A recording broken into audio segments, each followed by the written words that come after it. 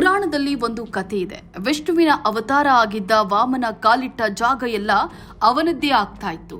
ಇದೀಗ ಈ ಕಲಿಯುಗದಲ್ಲಿ ಎಲಾನ್ ಮಸ್ಕ್ ಟೆಕ್ ಲೋಕದಲ್ಲಿ ಅಂತಹದೊಂದು ಪ್ರಯತ್ನಕ್ಕೆ ಮುಂದಾಗಿದ್ದಾರೆ. ಟೆಕ್ ಲೋಕ ನಂದೇ ಅನ್ನೋ ರೀತಿಗೆ ತನ್ನ ಸಾಮ್ರಾಜ್ಯವನ್ನ ವಿಸ್ತರಿಸ್ತಾ ಹೋಗ್ತಾ ಇದ್ದಾರೆ. ಈಗ ಭಾರತಕ್ಕೂ ಬರ್ತಿದ್ದಾರೆ. ಈ ಹಿನ್ನೆಲೆಯಲ್ಲಿ ಬಹಳಷ್ಟು ಚರ್ಚೆಗಳು ಆಗ್ತಾ ಇದ್ದಾವೆ. ಒಂದು ವೇಳೆ ಎಲಾನ್ ಮಸ್ಕ್ ಏನಾದ್ರೂ ಭಾರತದಲ್ಲಿ ತನ್ನ ಟೆಕ್ ಸಾಮ್ರಾಜ್ಯವನ್ನ ಸ್ಥಾಪನೆ ಮಾಡಿದ್ರೆ ದೇಶದ ಭದ್ರತೆ ಏನಾಗಬಹುದು, ಅಥವಾ ಇದರಿಂದ ದೇಶದ ಜನರಿಗೆ ಏನಾದ್ರೂ ಲಾಭ ಇದೆಯಾ? ಈ ಎಲ್ಲದರ ಬಗ್ಗೆ ಇವತ್ತಿನ ವಿಡಿಯೋದಲ್ಲಿ ಚರ್ಚೆ ಮಾಡೋಣ. ಅದಕ್ಕೂ ಮೊದಲು ನೀವಿನ್ನೂ ನಮ್ಮ ಚಾನೆಲ್ ಅನ್ನ ಸಬ್ಸ್ಕ್ರೈಬ್ ಮಾಡಿಲ್ಲ ಅಂದ್ರೆ ಸಬ್ಸ್ಕ್ರೈಬ್ ಮಾಡಿ, ಈ ವಿಡಿಯೋನ ಕೊನೆ ತನಕ ಮಿಸ್ ಮಾಡದೆ ನೋಡಿ.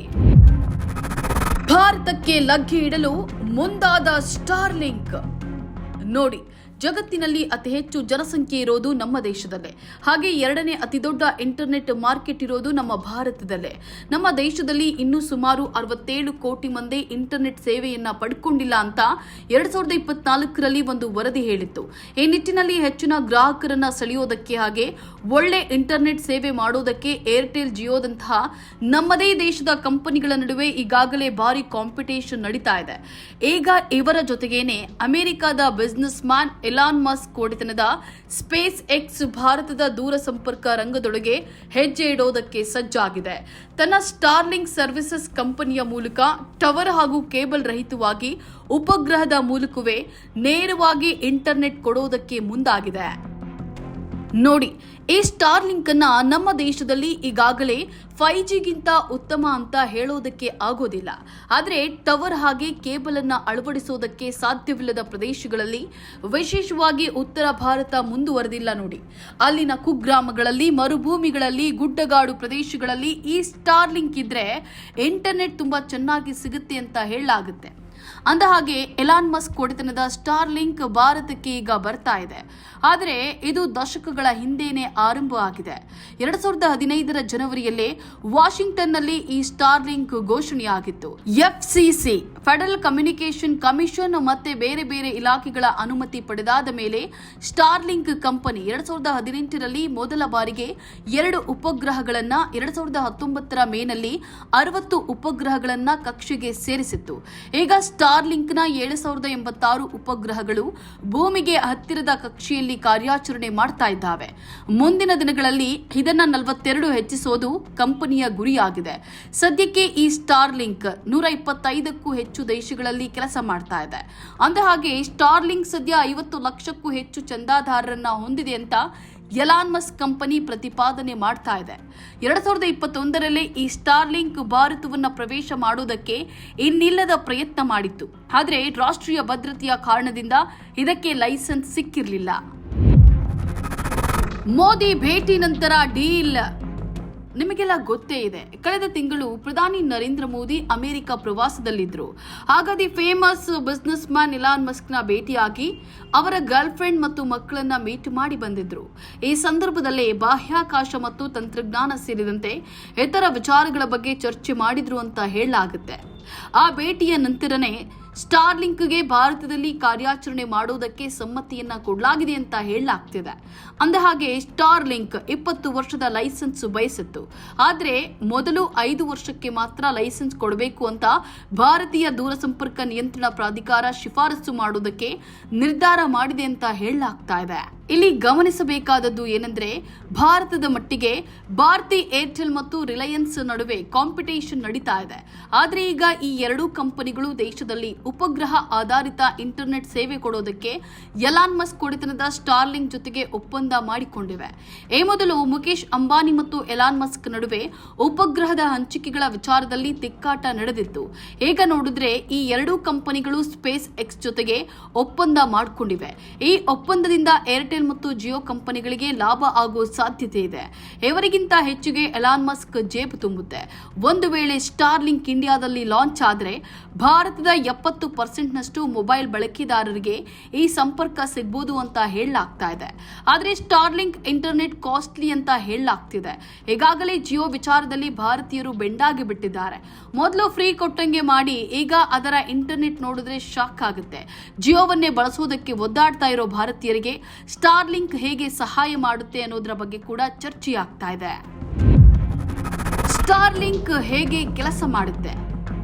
ಸರಳವಾಗಿ ಹೇಳಬೇಕು ಅಂದ್ರೆ ಡೈರೆಕ್ಟ್ ಟು ಹೋಮ್ ಅಂದ್ರೆ DTH ಮಾದರಿಯಲ್ಲಿ ಸ್ಟಾರ್ಲಿಂಕ್ ಇಂಟರ್ನೆಟ್ ಕೆಲಸ ಮಾಡುತ್ತೆ.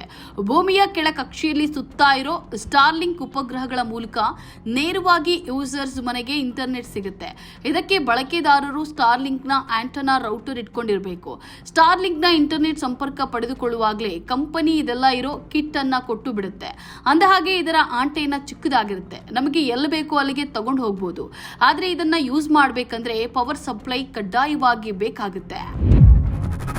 ಸ್ಟಾರ್ಲಿಂಕ್ನ ಪ್ರಯೋಜನಗಳೇನು? ಉತ್ತಮ ಇಂಟರ್ನೆಟ್ ವೇಗ, ಮೊಬೈಲ್ ಟವರ್ಗಳಿಲ್ಲದ ಪ್ರದೇಶಗಳಲ್ಲಿ ಉಪಯೋಗ, ಚಿಕ್ಕ ಆಂಟೆನಾ, ಪ್ರಕೃತಿ ವಿಕೋಪಗಳಲ್ಲೂ ಸಿಗುತ್ತೆ ಇಂಟರ್ನೆಟ್. ಇನ್ನು ಈ ಸ್ಟಾರ್ಲಿಂಕ್ 5Gಯಷ್ಟು ಸ್ಪೀಡ್ ಇರೋದಿಲ್ಲ, ಹಾಗಂತ ಇದರ ವೇಗ ಏನು ಕಮ್ಮಿ ಇರೋದಿಲ್ಲ. ಇದು ಉಪಗ್ರಹ ಆಧಾರಿತ ಸೇವೆ ಆಗಿರೋದ್ರಿಂದ ಮೊಬೈಲ್ ಟವರ್ ಇಲ್ಲದ ಪ್ರದೇಶಗಳಲ್ಲಿ ಕೂಡ ಇಂಟರ್ನೆಟ್ ಸೌಲಭ್ಯವನ್ನ ಪಡೆದುಕೊಳ್ಳಬಹುದು. ಆಂಟೆನಾ ಚಿಕ್ಕದಾಗಿರೋದ್ರಿಂದ ನಮಗೆ ಎಲ್ಲಿ ಬೇಕೋ ಅಲ್ಲಿಗೆ ತಗೊಂಡು ಹೋಗಬಹುದು.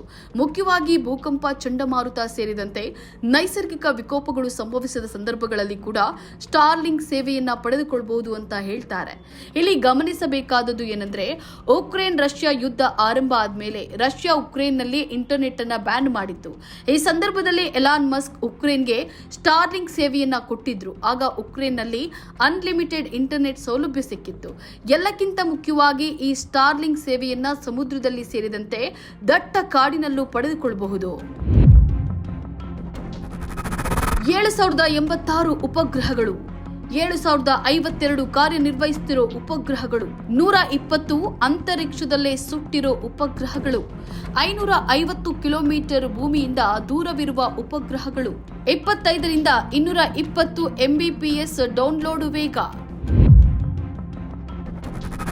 5ರಿಂದ 20 Mbps ಅಪ್ಲೋಡ್ ವೇಗ, 30,345 ರೂಪಾಯಿ ಅಮೆರಿಕಾದಲ್ಲಿ ಕಿಟ್ಟು ಬೆಲೆ, 10,434 ಅಮೆರಿಕಾದಲ್ಲಿ ತಿಂಗಳ ಶುಲ್ಕ, 30,000 ರೂಪಾಯಿ ಭಾರತದಲ್ಲಿ ಕಿಟ್ ಬೆಲೆ, 4,000ದಿಂದ 5,000 ರೂಪಾಯಿ ಭಾರತದಲ್ಲಿ ತಿಂಗಳ ಶುಲ್ಕ. ಒಟ್ಟು 7,086 ಸ್ಟಾರ್ಲಿಂಕ್ ಉಪಗ್ರಹಗಳು ಭೂಮಿಯ ಕೆಳಕಕ್ಷೆಯಲ್ಲಿದ್ದಾವೆ.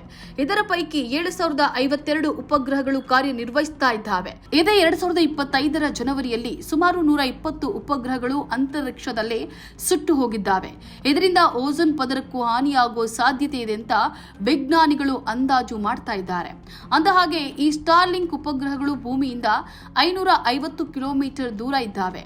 ಒಂದು ವೇಳೆ ಇದನ್ನ ಬಳಸಿದ್ರೆ ಇದರ ವೇಗ 25ರಿಂದ 220 Mbps ಡೌನ್ಲೋಡ್ ವೇಗ ಇರುತ್ತೆ.